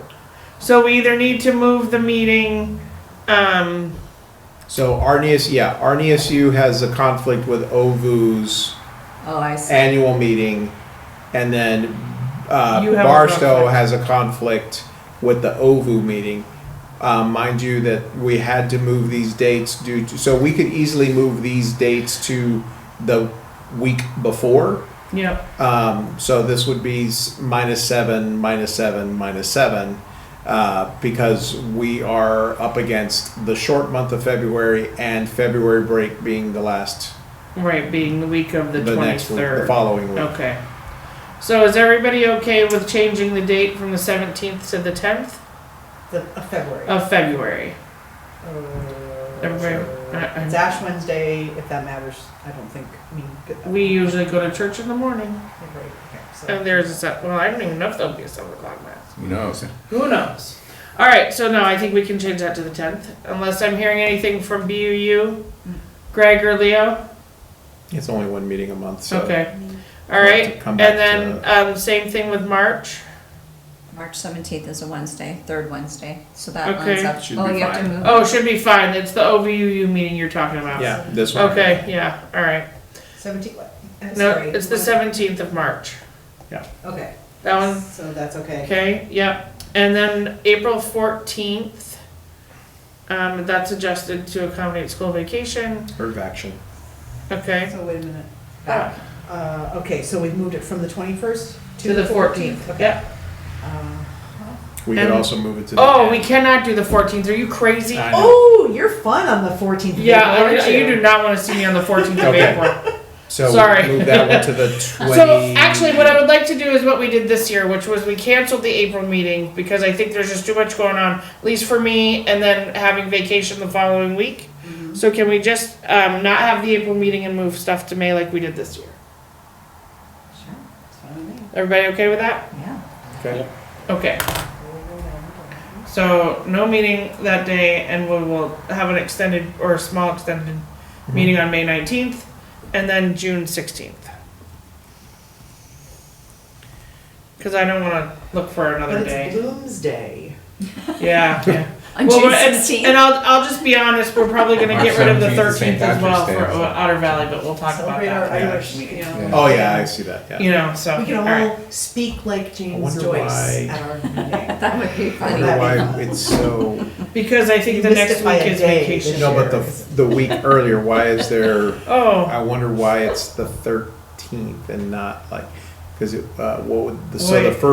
first would be the 4th, would be April the, 4th. would be the 6th. So I wonder Oh, what's yeah. on the 6th that is preventing us from having a meeting on the 6th. Okay, well, anyway, we'll figure that out, Yeah. next week. Okay, so does that look okay with everybody for dates? That way we, oh, and the reason why we're doing this now is so that we can create a district calendar that does not have things competing with other things, such as trying to determine whether you're gonna go to awards night or to the Lothrop graduation, because you can't go to both. We're already working on it, so. Right, I know you are, No, and that's no, why we're I- doing this. Yeah, no, exactly. That's why we're doing this.